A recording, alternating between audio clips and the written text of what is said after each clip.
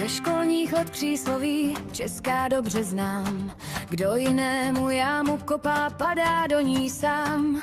A když někdy ocitnu se náhle na cestí, říkám si, že líná huba holé neštěstí. Ranní ptáče ráno skáče, já však raží spím. Tichá voda břehy mele, to vám potvrdím. Želeš má vždy krátké nohy, poznal každý z nás. A nejlepší lékař ze všech jednoznačně čas.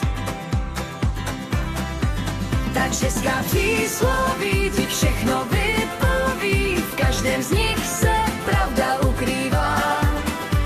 A některá zvlášť, kam vítr, tam plášť, to mi často v hlavě zaznívá.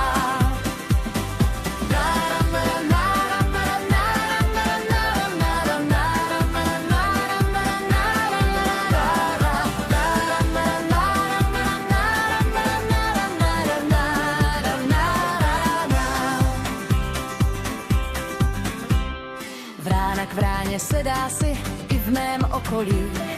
A co oči nevidí, to srdce nebolí. Když se občas kácí les, třísky létají, tahle česká přísloví si říkám potají. Ta česká přísloví ti všechno vypoví, v každém z nich se pravda ukrývá. A některá zvlášť, kam vítr, tam plášť, to mi často v hlavě zaznívá.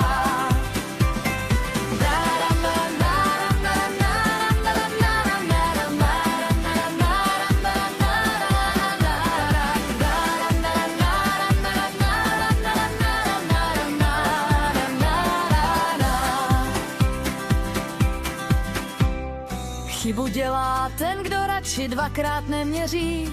Sytý člověk hladovému nikdy nevěří.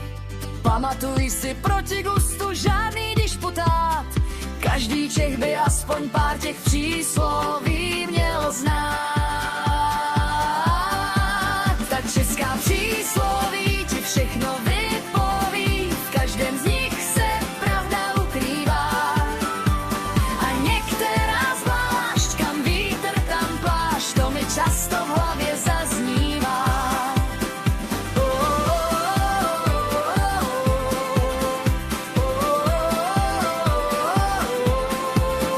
To mi často v hlavě zaznívá. To mi často v hlavě zaznívá.